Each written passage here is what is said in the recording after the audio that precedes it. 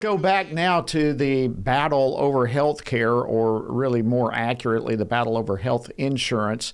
I want to get now a perspective from Capitol Hill, and joining me to discuss this and more is Congressman Pete Sessions. He's a member of the Congressional Border Security Caucus, as well as the all-important Oversight and Government Reform Committee. He represents the 17th Congressional District of Texas. Congressman Sessions, great to have you back on Washington Watch. Thanks for joining us. Chairman, thank you very much. By the way, I don't know that you've ever admitted to your listeners that you served as the chairman exactly as I do, and during that period of time held the Biden administration in check in lots of areas. So it's an honor for me to be, sir, on your show.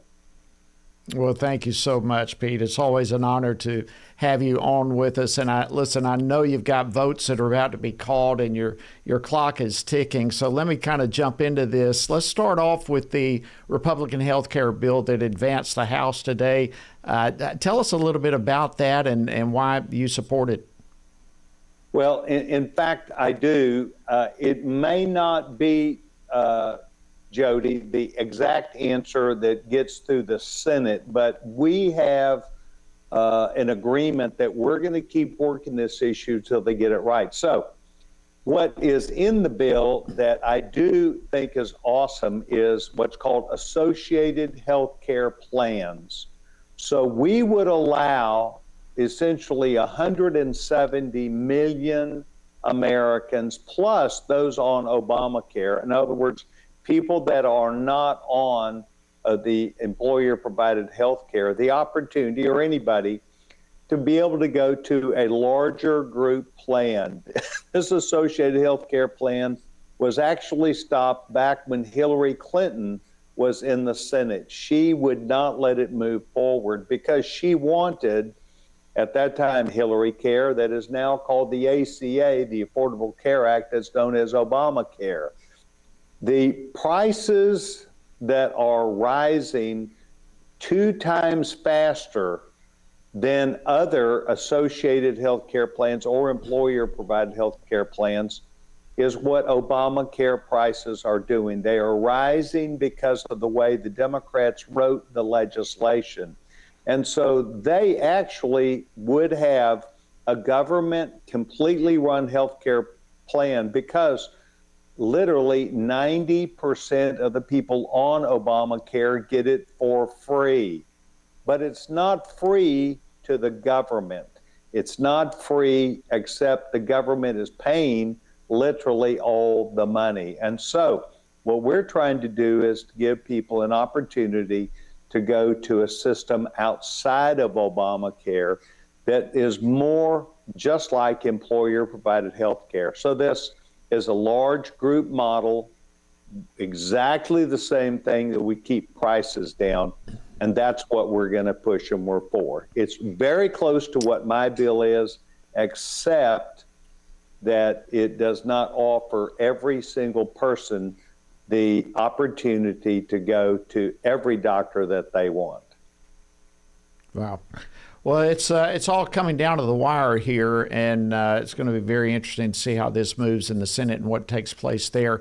If I can, Congressman Sessions, shift gears a little bit. There's been some chatter over the past few days about a potential forthcoming EO from the Trump administration that would reschedule marijuana from to a whole new set, making it really loosen up the restrictions on it. What's your thoughts on that?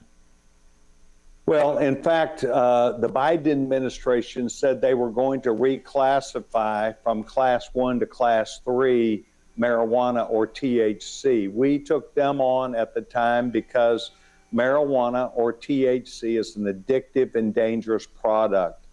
I actually spoke to the White House. This news leaked out today. It's new news, and have said to the White House, I would like to talk directly with the president.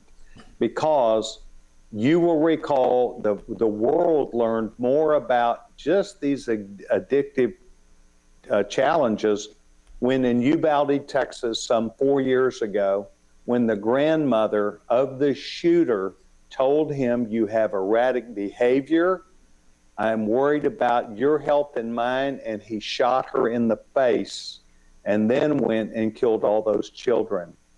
THC or marijuana is a dangerous, addictive product that pro-family groups have opposed for a long time. And this would be a terrible mistake if, in fact, the administration chose to do this, because, among other things, it supports the drug cartels who want to push marijuana. Now, some would say, oh, that has nothing to do with it. It does. It's more than a signal. They are saying it would allow more research to be done. Federal research has gone on for 25 years, and every single time the word that comes back is that it's addictive, it is dangerous, it creates psychosis, you lose your IQ ability, and it diminishes your desire to go to work. But for women, it is dangerous because men act erratically and take violence into their own hands. This primarily impacts men, not women. And so, well, let me ask you this real quickly. We've only got about a minute left. Isn't there a bit of a disconnect here? I mean, when we've got this war going on really with the narco terrorists down in the Caribbean, and now here we're going to loosen the restrictions on marijuana. Isn't that kind of a disconnect real quickly?